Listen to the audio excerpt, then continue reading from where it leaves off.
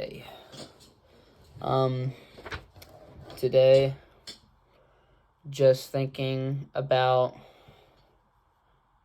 I guess what I want to talk about is being willing to accept where you are over where you want to be. So, I wrote some things down as usual. I think the name of the video will be, Are You Willing to Accept Where You Are? So, with that, when I was thinking about this, I was thinking, if you're not willing to accept where you are, or let's not even say it like that, what it looks like to not accept where you are is to keep trying and attaching some sort of ego or level of control to something. If you're unsatisfied with something to a fundamental level, there is some sort of dissatisfaction. All that means is that you're attaching too much ego to it. Because if you weren't attaching ego to it, or pride, then there's nothing to be mad about. There's no projections of your own self-image. Like, oh, I shouldn't be here. I should be above this. I should be somewhere else by now. All that is just your own pride, your own ego, kind of too inflated. You're living too much in the role. So, got the window open. So, that can be overdeveloped, that ego, and that's why you can be there.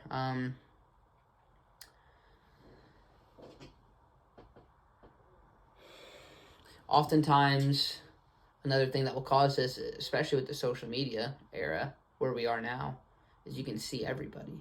So, you're comparing yourself to others, and, oh, he's my age, or I knew him in high school, whatever it is, and he already has so-and-so. He started the business. He has a better paying job than me. He's somewhere else. He has a great relationship. Anything. And that can lead you to not be willing to accept where you are, because you're looking at yourself and you're looking at them, and it's like, okay, why don't I have that? And it's not you, you know? It's not you. It's not your fault. And it's not their fault. They are where they're at. They didn't just choose to have that. Obviously, you have to do the practical level stuff and do what you need to do work-wise, but I mean, you aren't in control over what happens. So you can really just attack something, but you have to understand you have different paths than everybody. You're not meant to be where that person is, and they're not meant to be where you are. And you might think you want some of the same things, but you have to be willing to accept your different path. Because as long as you don't accept it, you're not going to get it. Might close this window. It's freaking me out. Yeah, I think I will. But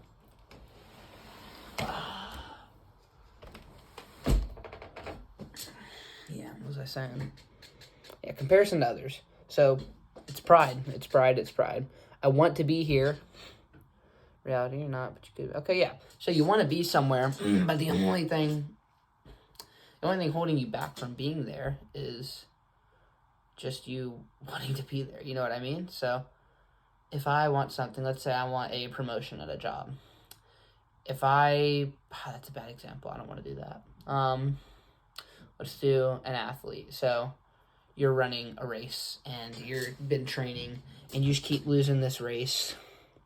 You can never win this race against whatever opponent, and you just keep training and you're burning out, and you're like, you attach all this ego to it, like, I keep losing the race, and it is a competition, so it is you, but you can't control the outcome. You can't control how fast that other person's going to run. You can only control how fast you're going to run. So then it becomes a thing of pride and a thing of ego. It's like, I'm losing to that person. I'm not where he is. And you're not going to win with a mind like that ever. So you have to kind of relinquish that. And yeah, the job thing could work as well. It's kind of like the basic law of attraction. You get something once you stop wanting it. It's that old saying. Same thing with relationships. People say, like, you find love when you're least looking for it, or when you're not looking for it, or you don't want it anymore. I mean, it's common kind of, all this common knowledge is floating around in the human, the human collective consciousness. Like, we've known this Billions of humans have known this. So, I mean, it's all there if you can silence your mind and just kind of listen to it. And it's said everywhere. Like, it's also physically out there in books, in media. You can hear people talking about it. But the pride is what will get you. And I used to get mad, like, as a kid. Like, I'd see pride as, like, a sin. Like, the Christians would talk about it, and I was like, that's dumb. Like, you have to, like, have some sort of... Because I was big into sports as a kid. And, like, that's just what it was, where I was. And I was like, pride as a sin. And I also didn't like when people said ambition was, like, a bad thing either. I just didn't fuck with any of that because I had a lot of pride. I had a lot of ambition. And the ambition will bring you somewhere, but the ambition isn't for you to be better than someone else. The ambition is to get you to a certain place, and it's not your business at what time you get to that place. It's only God's business. So, and it's a hard balance to strike. I mean, you can hear this and you can say this, but you'll never... That's another topic, though. I mean, you'll never be able to just understand it till you understand it, but hearing it can help, hopefully, I think. But, yeah, the pride would make me mad as a kid when I'd hear that. So I'm like, you need to have pride or else you're just like, what are you? You're just like a bag of soup. So, but then I got older, and I was like, okay, even when I would have success, like, in athletics or whatever, it's like, okay, but I can't even, like, attach myself to it, you know what I mean? Because what did I have to do in order to even get there? I did all, like, the physical work myself, but, like, I had to ask the universe, I had to ask God, I was manifesting it. So, like, at the end of the day, who did it? It wasn't me. I did what I had to do, but I don't think I did it. I didn't do it. I'm the actor, I'm in the role, I'm the one who actually went and did whatever it is that you do. But it's all for something else. It's not, you don't do good things that get you other places just for the fact of doing good things. You don't, I'm trying to think. Yeah, let's even connect it back to semen retention. So, if you want to get a good streak going or whatever it is, and you just can't seem to do it, I mean... You have to accept where you are, right? Because after the nth time, however many times you've tried to just willpower it out and it doesn't work, I mean,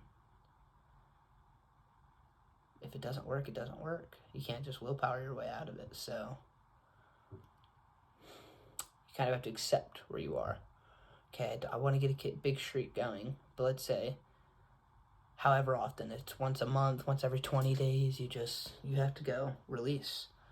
It's like, okay, then accept where you are. Like, no need to create an internal war within yourself. No need to do that. Acknowledge, hey, that's where I'm at. It's not your fault. It's not some morally wrong thing. And live with that.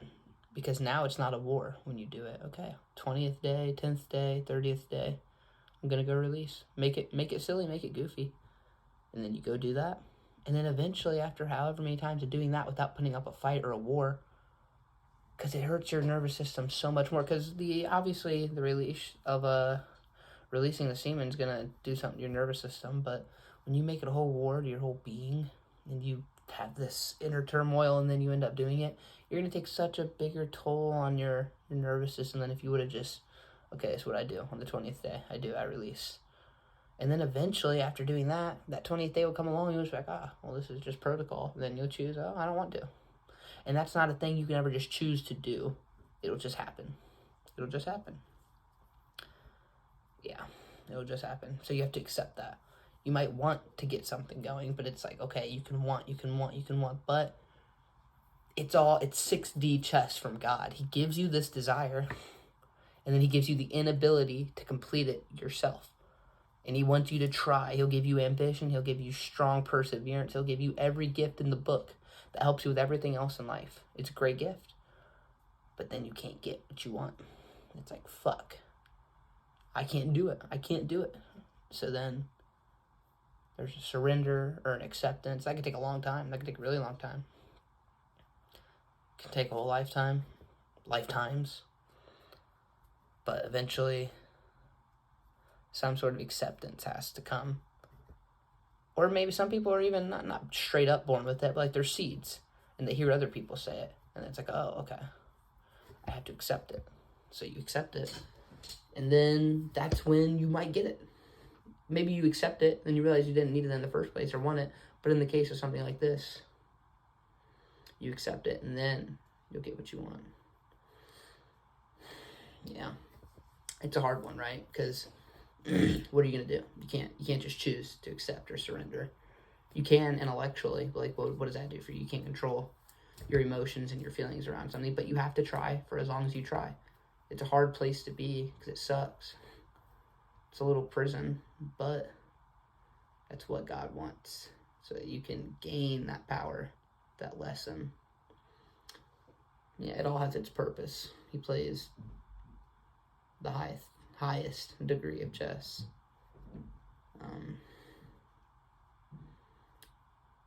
Yeah. And there's a guy I listen to, and he asked this question. It's a good question to contemplate, and I come back to it a lot. It's like, what if this is as good as it gets? We have all these outward projections and desires. Let's say we don't accomplish them, and this is as good as it gets for our entire lives. Either we die tomorrow, or we live for another 60 years and we never quite get it. Are you okay with that? And it's like, what are you gonna do? How are you going to choose to just do something? You know what I mean? You can try, you can do all the things, but God and your destiny and your fate controls that stuff. So if you have to try your entire life to give up an addiction, let's say you get addicted to a hard drug, and you want to give it up, you just keep relapsing and relapsing. It's like, okay, die trying. You know what I mean? And that can be, because that's what matters. That's what matters. That's the test of your character. You kept trying. You kept trying. Or that you just accepted that you couldn't, but then you still try, because it's duality. You have to try, but you also have to accept. But I mean, there's always exceptions, I suppose. It's crazy. Some people just have to accept it, and then I don't know. I've heard about, there's all sorts of masters and gurus out there and whatnot, and some of them smoke, some of them have food addictions, some of them have attachments. None of it's wrong. I guess you have to know your own personal karma. You kind of have to realize, like, okay, I'm just meant to like work through this. But I mean, it's all the same, right? They accept where they are, okay.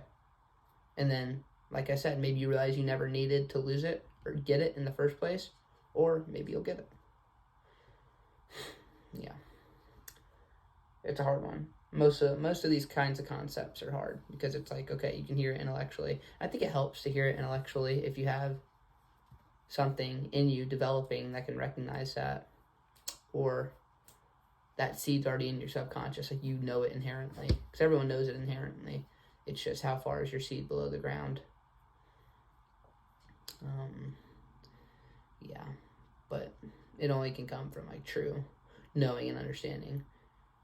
And like, it's hard, because I'll even talk about it. It's like, I'm no master of anything, right? I'm just a guy.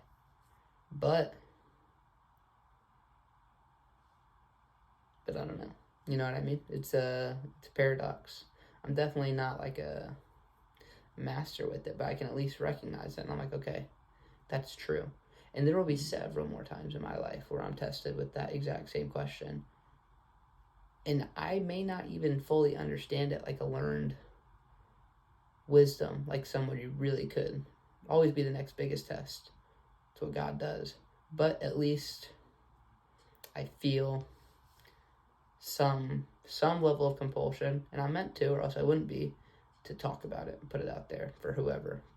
For myself, maybe. But yeah, that's about it for this one. Pride, I would say, is pride will get you, but you have to experience that. You have to be so entranced in yourself that you get sick of yourself. Because self-hate and self-esteem and all that is not the opposite. There's a scene in Avatar: The Last Airbender where Uncle Iroh, is it Uncle Iroh? Yeah. Somebody's talking to Zuko. Oh, I think it is Iroh. And he's like, something about your shame or something.